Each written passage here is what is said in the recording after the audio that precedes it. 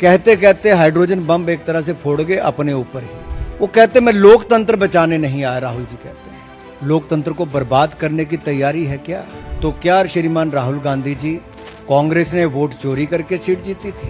मेरा काम हिंदुस्तान के लोकतंत्र को बचाने का नहीं है। 2023 में अनसक्सेसफुल अटेम्प्ट्स की गई, प्रयास किए गए जो विफल रहे। नाम काटने के आलंद असेंबली कॉन्स्टिट्यूएंसी में, और ये इलेक्शन कमीशन ने एफआईआर फाइल करने के लिए ही कहा था इस पर, और मैटर इन्वेस्टिगेट करने के लिए भी इलेक्शन कमीशन ऑफ इंडिया ने ही कहा था। इलेक्शन कमीशन ने मोबाइल नंबर पहले ही उपलब्ध करवा दिए हैं, आईपी एड्रेस अगर दे दिए हैं, अगर मोबाइल नंबर दे दिए, आईपी एड्रेस दे दिए, तो कांग्रेस शासित राज्य की कर्नाटक की सीआईडी ने अब तक क्या किया? और मैं एक ध्यान आपके माध्यम से देश की जनता को बताना चाहता हूं।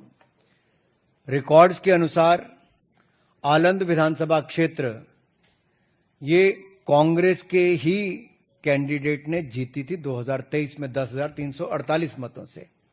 तो क्या श्रीमान राहुल गांधी जी, कांग्रेस ने वोट चोरी करके सीट जीती थी? एक बात आज जो राहुल जी ने बातों में मान ली और अपने जवाब में कहा, वो कहते कहते हाइड्रोजन बम एक तरह से फोड़ गए अपने ऊपर ही। वो कहते मैं लोकतंत्र बचाने नहीं आया, राहुल जी कहते हैं। लोकतंत्र को बर्बाद करने की तैयारी है क्या?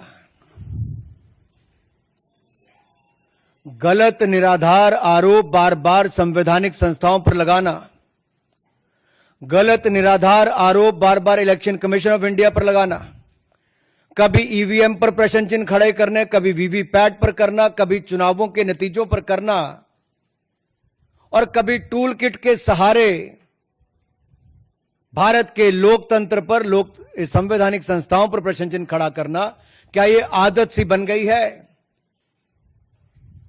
क्या चाहती है कांग्रेस पार्टी?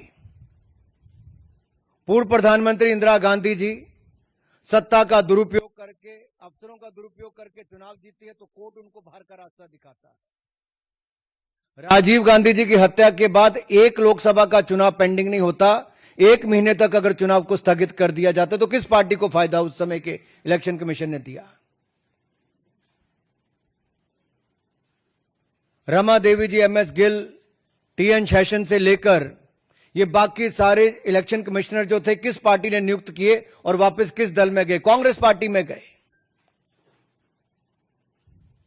इलेक्शन कमीशन का दुरुपयोग इन्होंने कभी किया होगा,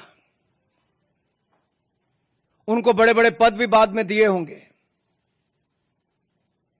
लेकिन अगर निष्पक्षता के साथ भारत का इलेक्शन कमीशन काम कर रहा है तो बार बार राहुल गांधी जी का प्रयास है कि लोकतंत्र पर प्रहार किया जाए, भारत के लोकतंत्र को कमजोर किया जाए, जनता को गुमराह किया जाए, और जिस तरह से बांग्लादेश, नेपाल में स्थिति बनती है वैसे झूठ बोल बोल के वहां पे स्थिति पैदा कर दो देश में। Subscribe to One India and never miss an update. Download the One India app now.